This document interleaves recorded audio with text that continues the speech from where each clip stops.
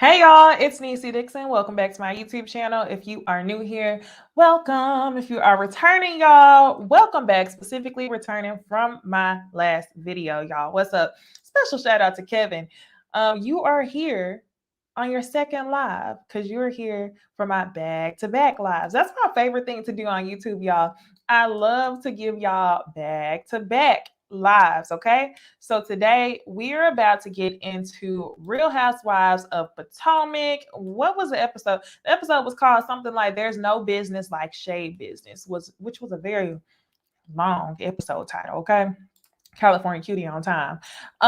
Very long episode title. Y'all, this episode was definitely, what's up, Quinn? This episode was definitely giving all types of candy. Mama Joyce, Todd Tucker, T was definitely giving don't talk about my man or my mama candy birds. So I was here for it. Okay.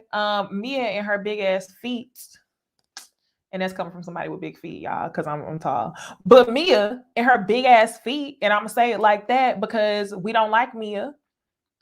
La Cienega Boulevard is, okay? That's definitely what she was giving. Was trifling, okay? She was being ugh. Okay. Mia better be glad that nobody came for the way that she was looking. The skin. The skin. I'm gonna say that. Because no ring light, there was no filters. You was under the natural light this episode, baby. So I don't know if you want to come for Candace and start asking questions like that. And like I told y'all in my Love and Marriage Huntsville review, there's two types of people in the way that people decide to acclimate themselves to groups. Number one, they observe like a scholar. They get to know everybody on a personal level, and then they squeeze their way into the group. There's actually no squeezing. They just kind of fall into the group, okay? And then the second type of person are those type of people like Tiffany from Love and Marriage Huntsville, who do the MF and most. People like Mia, who do the most, who cause a scene, and they feel like by being so outspoken that they will just get into the group faster. And that's not the way it goes. Okay. That's not the way it works for me. I know some people are really attracted to people who are outspoken and people who just jump in a group and, do weird stuff for attention. I hate it. I see it as a red flag. I'm like, it's probably something wrong with you. Why would you do that? No common courtesy, no home training. Ooh, no. Okay, Alana, I want to like Mia. I did want to like Mia. Y'all go a couple episodes back. I told y'all that Mia had the potential to be that girl. And it wasn't only because she was coming for Giselle, it was because I thought that she was a boss bitch. I thought that she had a great storyline, and I thought that she could bring a lot to the show. She still is bringing a lot to the show, don't get me wrong. But I thought she would be a little bit more likable until she started showing her flip-floppy ass character. People like that I don't like. But y'all, she's definitely causing a scene. She definitely shaking them tables. And I can't wait for Candace in that mouth to get a hold of Mia, because I know a lot of people don't like Candace's mouth. I understand that Candace can cross the line, okay? And when it comes to last season, go watch my reviews on last season and see what I thought about Candace, because I don't want to talk about it here. But I actually don't mind Candace in this mouth. I just want her to keep that same energy. That's the only thing. Like whenever she was coming for Ashley last week and she called her wide body, I think that was the wrong insult. But at the same time, I was like, keep that same energy. She took it back like immediately. And I'm like, why are you doing that? So really, I think it's all fair game. We see next week she gonna be saying that her mama is low budget. So we talking about the mamas. All right, y'all. Let's go ahead and jump into this review, y'all. Season 6, episode 9 of Real Housewives of Potomac. Something about shady business, like a shade business, blah, blah, blah. So the episode starts out, y'all. We get Dorothy and Candace, and they're at the house. Dorothy is going around the house acting like a typical mom. She's shading Candace's couch, like, no, this is a couch for a first-time apartment, this, that, and third. Candace is disagreeing. Typical mom stuff. Then we see Giselle and Grace, y'all. I think that this Gucci Fiat is the perfect car for Grace. And I was wondering, how Giselle had that car, because it was clear Giselle had that car paid off. She was going to ride it to the ground, show up to every single event in that Gucci Fiat. So I'm glad to know that Grace is going to get the Gucci car that she inherited from Jamal. Grace cannot drive. And I thought the scene was hilarious. Like Giselle, I probably would have gotten out the car as well, because I probably would have had a panic attack in that car. I would have been pressing my foot to the ground, pressing on my imaginary brake, holding on to the handle, because old girl was just, how do I stop? Like, what do you mean? She's about to hit the cameraman. So I think it was a really cute scene. I like seeing Giselle whenever she's having fun conversations with her daughters. I don't like seeing Giselle whenever she's talking about relationships and all that other stuff. And typically, I just don't really like seeing Giselle, because she just seems like a miserable person amongst the group of girls. She's always being messy or some ish like that. So good to see a change of pace for Giselle. Her and her daughter having a fun time. Now we get into Mia. Mia is at home, not minding her own damn business, not owning her minding her black owned business, okay? And she talks about her sister and the relationship that her sister and her mom have. I think she says she has like 3 or 4 siblings. They all have different dads. Her sister lives with her mom, or it's the other way around. Her mom lives with her sister, and they have a codependent relationship. So sometimes she feels left out. So they give us this piece of information so they can prep us for the next episode. So while that didn't really matter this episode, I'm sure we're going to talk about it next week. The other thing that she talks about, she ends up talking to Gil about what Candace and Chris has going on in their marriage. They ain't got shit to do with you, Mia. That has nothing to do with you, Mia. I have to say Mia like that because I understand why Wendy said Mia, because you wanted to shake her ass. Mind your business. What are you talking about? So she ends up talking about Candace and Chris to Gil, talking about the setup that Candace and Chris has in their husbander business relationship. She first starts out by calling Chris a husbander to Gil. Of course, Gil is like, what is that? She explains. She says that it won't work at all because they experienced it. And then the other thing she says is that if they don't change things, that Candace is going to be a one-hit wonder. And the way she said it, it just was so negative. I hate whenever you tell people things and they talk about it and they get carried away with their opinion. That's why whenever I have shit going on, or when y'all have shit going on in y'all's lives, be selective with who you share information with, because some people literally just wait for the downfall. And that's what she was doing. I don't think that she was coming from a place of advice or being an advisor to Candace. She didn't want to do that at all. And then also, Candace is a grown-ass woman. While I do disagree with their setup, allow her to learn on her own. So anyway, she says that they experienced it firsthand, and Candace is going to be a one-hit wonder if she continues to allow Chris to be her manager. Girl, mind your fucking business. Now, Wendy is up there talking to Eddie about her home essentials line. And y'all, I'm not here for the home essentials line, but what I am here for is somebody starting their own business on a platform. Good for you. I feel like if you come on these shows, you need to start some type of business. Something, okay? Shout out to damn, how did I forget her name? I forgot her name. Toya. I was about to say Tanya. I'm mixing up Real Housewives of Atlanta. Shout out to Toya from Married to Medicine for finally starting her own business, because everybody always gave her a hard time. You have been on reality TV for years and years and years, and you have not found a way to grow your brand. So I think that's absolutely necessary. So while I'm not here for Wendy's home essential line, girl, do what you got to do. She's talking to Eddie. She hasn't financially planned for pretty much anything. But the cute thing is, Eddie says, it's fine. I'll be here with you. I'll be here for you until your ass spend too much money. And I was like, we love a supportive husband. Come through, Eddie. Or Idris Elba, like Wendy says. Girl, bye. Okay, so now, y'all, on the other side of things, we see Ashley. This is the only time we see Ashley this episode, because remember, she was not invited to the video shoot. Ashley goes over and she pays her Uncle Lump a visit, his wife, his Uncle Lump's, her Uncle Lump's kids, her cousins, and of course her mom. So they go over there and they're asking her, what is it like to have an attractive nanny?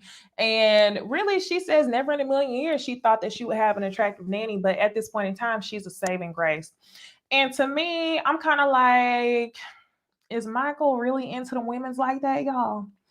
Having an attractive woman at the house may not be that much of a temptation for Michael at all, because the streets be saying he ain't really into the women like that. Shout out to California Cutie for becoming a new member. Hashtag Necey Hive. What's up? So really, I'm just like, girl, I don't think that Daisy really is that much temptation for Michael, but we gonna go ahead and act like y'all got the typical setup. Y'all see what I'm doing with my hands? Okay. So anyway, fine. She says Daisy is the saving grace. Ashley's mom feels like Michael has learned the consequences. And anytime Ashley's mom says anything about Michael, I feel like she appreciates him as far as what his value, okay, what he can give them. So I'm like, okay, he must have gotten her apartment. He must be paying her rent or bought her house or something like that since he cheated. Because she definitely is benefiting from Ashley's relationship with Michael. So Ashley's mom is over at this point. Meanwhile, Uncle Lump is still feeling some type of way. Why? Because he has common sense. And why? Because he's not receiving anything from Michael. So he can just see things for what it is. The other thing they end up talking about is Michael wanted to start this movie business.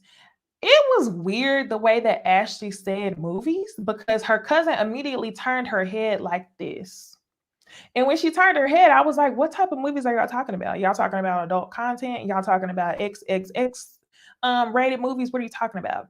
So anyway, I don't know. But the way she said it, I was like, this sounds weird. I honestly would not be surprised if Michael got into the adult movie industry.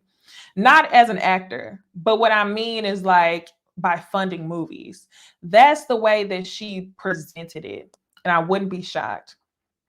We've seen enough pictures of Michael in underwear, and he just seems to be like a pretty sexual man. Okay. So I wouldn't be surprised. Y'all tell me in the comments if y'all think that there's a potential that he would be going into the adult movie industry. Y'all think that he's strictly talking like regular movies or what? Because I don't think he's talking about regular movies, but I may just be reaching. So anyway, Uncle Lump is like, why would you, think about going into the movie industry with him after the failure of y'all's last business? And she ends up saying that she learned a lot from their last business, which was their Australian restaurant. They almost got a divorce over the restaurant last time, but now Ashley is feeling confident about Michael's decision. The other thing Uncle Lump says that I think makes a lot of sense is that you have two extremely young children. You have to be focused on being stable. So for you to want to make a change from the real estate industry to now the movie industry is very, very weird. A lot of y'all are agreeing with me. I think he's definitely talking about adult movies. I don't want to say the word because I don't want my video to be flagged, but y'all got it. So anyway, y'all, let's move on to Robin. We see Robin and Juan. Juan, he's giving his obligated visit to the show. He's showing up for one scene and leaving because y'all know Juan is not here for Real Housewives of Potomac. Sometimes I wonder if Juan truly is not in love with Robin or if he just really hates filming. Because there's some people who have some sort of like social anxiety, some people who get really shy and they act weird in front of a bunch of people, in front of cameras and stuff like that. So sometimes I really wonder if that's the case. Anyway, they're looking for her a warehouse space for her business. Yeah, I went to brunch with my friend this weekend and she was like, I bought one of her hats. I was like, girl, for what? Like, for what? I told y'all I always call them PTA mom hats. Now, I'm not mad at Robin for having her business, but my thing is like, I would have bought that hat from anybody on Etsy before I decided to buy it from Robin because Robin gets on my damn nerves. Okay. No relation. We're not related, y'all. Anyway, I was like, for what? Anyway, they go to the warehouse space. They start talking about the cost of renting a space in the warehouse. We find out that the warehouse would run about $1,700 to $2,000 a month. I don't know how much that is and relevancy to her business. It depends on how much money she brings in a month. But at this time, she's tired of doing stuff around the house. So while they're talking about potentially renting this warehouse space, they also talk about their house. I almost forgot they were getting a house, y'all, like completely. I don't know what it is with these housewives people. I feel like, and I don't just mean like Potomac. We saw Sheree do it. We saw Kenya Moore do it. I don't know who else has done it. I'm sure people on other franchises has done it, but they start paying for a house and all of a sudden it just stops and it takes forever until they actually move in. And I wonder if it has something to do with the way that they get paid by being on reality TV. Like, do you need to wait until y'all start filming? Like, do you not get all the money that you need at once? I don't know. Y'all tell me if y'all think that it is a housewives thing. I don't know. Okay. So anyway, I forgot about the house. The house is supposedly being redone because Robin is realizing that you have to do things correctly the first way. If you want marble floors, get marble floors instead of wood floors. So now they're having to pull stuff up and start over, which to me is insane. And I feel like if you have the money to redo things in a house that's not even yours yet, then you probably should have the money to rent the warehouse space. Don't know. Anyway, Robin also voices to Juan that she wants him to be a little bit more soft with her. She doesn't really want Coach Juan to come out all of the time, and he tells her that he'll be soft with her if he gets his baby girl. Juan, every time we see you on TV, all you talking about is baby girl. You're not talking about no marriage. Not talking about no wedding. You're not talking about how much you love Robin. You talking about this baby girl. I think you just focused on having your daughter, and I hate to see every single scene we see you with Robin, it feels like that's the only thing you acknowledge Robin for Robin carrying your child. What about the love? What about anything else? What about Robin looking extremely beautiful and how much you're in love with her? It's all you see Robin as the mother of your child. All you thinking about is the baby girl. Y'all tell me in the comments. It's really hard to really dissect their relationship because on one hand, you could be like, Juan ain't giving, he don't like her. But it's one thing for what we see on TV and one thing that's really going on. But I know y'all are quite opinionated on Robin and Juan, so y'all comment and let me know. It's just backwards to me. How you talking about a baby girl and y'all not talking about getting married? You could go down to the damn courthouse. People don't have to have weddings, okay? We just came out of a whole pandemic, and so many people have micro weddings, backyard weddings, courthouse weddings. Karen's having a vow renewal ceremony that you are going to be in attendance at. So if you were so concerned about the pandemic, like something tells me that you wouldn't show up. But something also tells me that you would damn lie. So now let's move on, y'all. Let's move on to Candace in this dance rehearsal. I thought that she was doing okay. Y'all killing me. I thought she was doing okay in her dance rehearsal. She definitely was stressed out. She was messing up a little bit, but I was like, whatever. That's quite normal. We find out that she had spent $10,000 to film this video. She's invested $10,000 into her singing career because she's trying to get a label to back her. I feel like Candace probably is the best housewife artist that I've heard of. It's better than Tardy for the Party. It's much better than Portia's song. It's much better than Ashley's EDM club mix shit. And I think it's also much better than Monique's diss track. I love Candace's song Drive Back. I haven't listened to this last song that she came out with, but everything about her artistry feels very like something that's written for Kelly Rowland. It's just good, cute music. It is what it is. It's nothing that's like, groundbreaking. But I think that she should continue on this journey. Anyway, she spent $10,000. She needs somebody to back her, which is a lot of money. And she's talking to Chris on the phone because, of course, Chris isn't there because he's working. I do working because I feel like Chris is making it a point to not be in attendance to everything because he still wants to have something that's his. And if he was at Candace beck and call, then he would be proving everyone right that he quit his job to basically just live off of her. So I think he's still working really hard to make it seem like he has something that's his. So he's not there. He tells her that it's 6 cars for the video shoot that's going to be there and that he has it all under control. He's just not going to be at the actual shoot. Prosperity says, what happened to the record deal? Candace actually mentioned at the beginning of the episode that Candace mentioned at the beginning of the season that something with the deal didn't work out with Chucky. So she was doing everything on her own. She didn't go into detail about what it was. She just said it didn't work out. So now, y'all, Chris, he says that he has it under control. He's not going to be there. And then this is where he starts getting a little bit bold. I feel like majority of the time it's Candace being bold with him. But when he started talking to her in this tone, I was like, damn, is that just how they talk to each other? He says something about the sun doesn't effing wait. And I was like, why are you talking like that? And she says, why are you being disrespectful?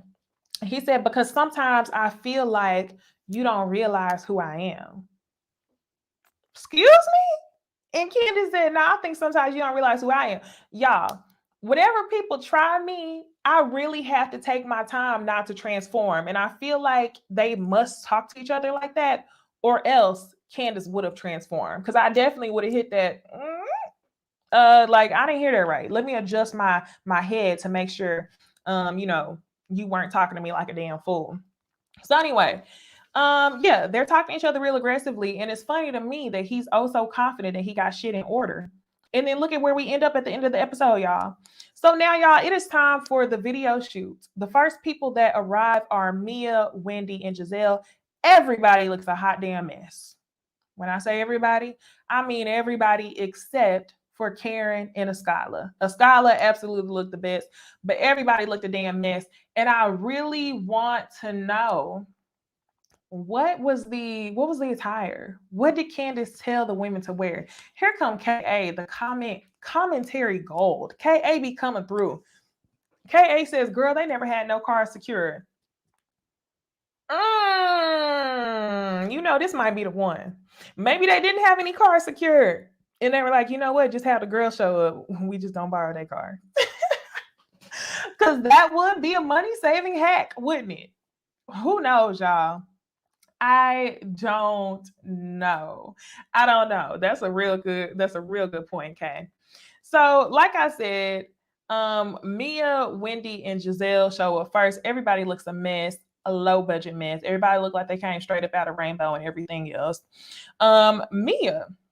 Mia, like I said, overstepping boundaries. She immediately runs up to Miss Dorothy, gives her a hug, and says, what's your age? How old are you?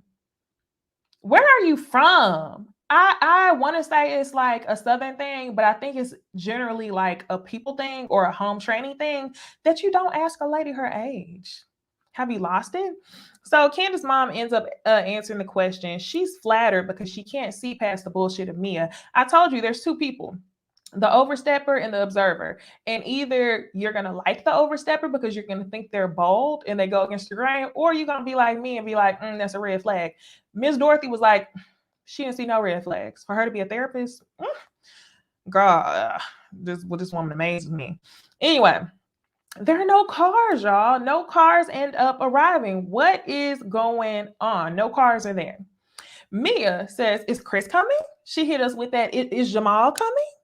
And Karen is basically saying to Miss Dorothy, y'all, we just have to give him grace. Miss Dorothy gets started. I don't know if he's coming. He's at the house cooking. She already talking ish. Definitely was giving Mama Joyce. I think that Miss Dorothy is something wrong with her. She's a therapist. Prosperity says she had to learn that when living in Texas because she didn't get that from living in DC. No, ma'am. No, ma'am.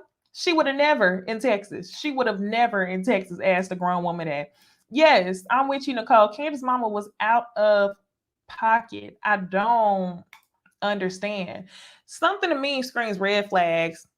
When Candace's mom did all this bullshit this episode, I completely saw why Candace is hesitant to have her own children, because her mom just screams toxic. It's something that's hella weird. I don't know a mother that would talk shit about her daughter or her daughter's marriage to women who lightweight aren't even her friends. The shit was extremely weird to me. Anyway, Mia ends up going over to Miss Dorothy. I guess she got the feeling like, well, if Miss Dorothy talking about it, if Miss Dorothy is here and she's feeding into my bullshit, let me go ahead and push the grain a little bit further. So she ends up saying, Is Chris getting paid? What? I kind of don't remember what Miss Dorothy said. I don't remember. Y'all in the comments tell me what Miss Dorothy said in response to Mia asking if Chris was getting paid. But what did happen was Wendy ended up walking away and she immediately went over. She started talking to Giselle and Robin. Ascala started talking about it. Ascala and Wendy were shocked that she would even have the audacity to ask that information. Giselle is thoroughly entertained, y'all, because Giselle wants to know the answers. Robin is thoroughly entertained because she's gonna do whatever Robin does. I mean, whatever Giselle does. Robin in them thin ass extension braids, girl, you needed about a whole nother pack of canicolon braiding hair added to the back of your head. It was a mess. Okay. So anyway, I'm like, really? Why are y'all entertaining this BS? But why not? Because it's the ops. It's Giselle and Robin. So now that everybody has the green light that Miss Dorothy is off for talking shit about her own daughter, everybody starts having conversations with Miss Dorothy about Candace and Chris. So Dorothy ends up talking, I think she was talking to Robin, and she said, well, he quit. No, she was talking to Karen. She said, I didn't expect him to just up and quit his job. And then Karen pulls her over to the side and says, oh no, I know we're mic'd. And Karen said, did she quit? Did he quit? Miss Dorothy says, well, the restaurant closed. Why are you being messy, Miss Dorothy? Did he quit or did the restaurant close? Which one is it? I hate people like this. She's a master manipulator. And I feel like the only people that saw through was Karen, Wendy, and Escala. Definitely. So anyway, Chris shows up late, y'all. Chris shows up late, angry, and in an apron. At this point in time, Candace has already taken the initiative to ask the girls to borrow their cars. And I feel like she really didn't want to do that. While I think Kay made a really good point that they may have never had cars. That's a really good point, and that's a money-saving hack. Wow.